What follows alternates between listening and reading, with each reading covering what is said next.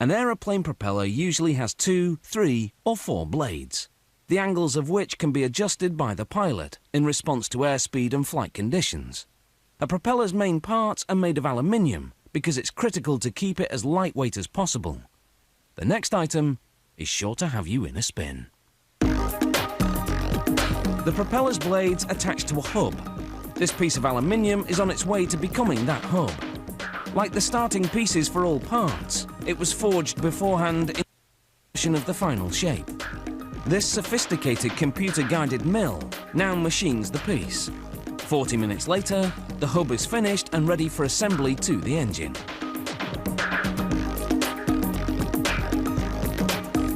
This roughly shaped piece is about to become one of the propeller's blades.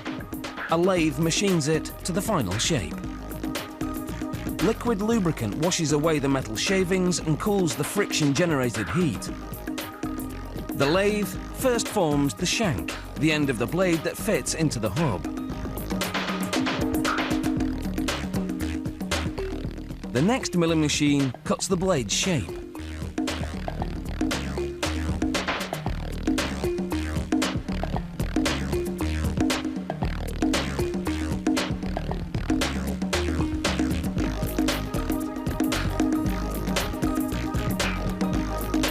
Now the finishing steps, done manually because they require a keen eye.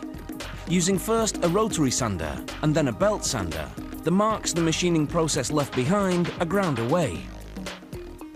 The metal is buffed with a polishing wheel. Then the blades are dipped in a strong detergent. This acidic solution eats away any dirt, oil or grease on the surface of the metal.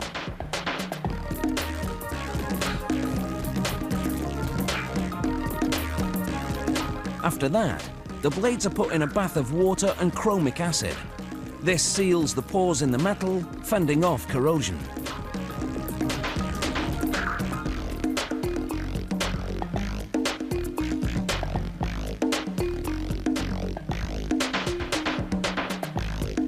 The factory tests all critical parts for surface defects by dipping them in a fluorescent solution that leaches into any imperfections. After rinsing, the parts are inspected under black light. A blue glow means they're okay. Any imperfections show up as bright fluorescent green. The defective part is either repaired or rejected from the production line. Blades that get the blue light move on to the paint shop. A coat of black on the backside prevents sun reflecting into the pilot's eyes, and for safety reasons, stripes are added to make the spinning blades visible.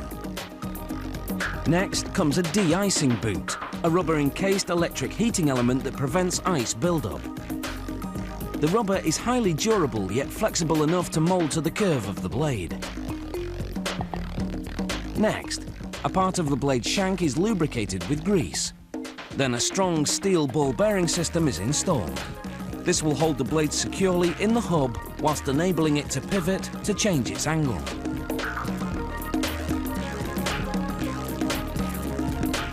The shanks of the 3 blades fit right into this steel part called the fork. It keeps all the blades at the same angle. Next comes the pitch change rod. The term pitch refers to the angle of the blades. Engine oil will exert hydraulic pressure on a piston that moves the pitch rod, which advances the fork, rotating the blades to the required angle. The pitch change rod is temporarily removed and sealant is applied to the top half of the hub. It's then placed over the bottom half that contains the ball bearing set. A rubber seal is added. Then a sturdy spring to provide the required counter pressure.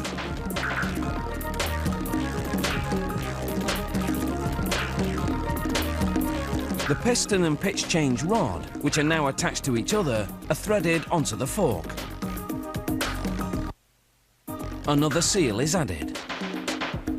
This one prevents leaks from the top of this cylinder that will contain the engine oil. A special tool is used to tightly torque the cylinder down against the hub.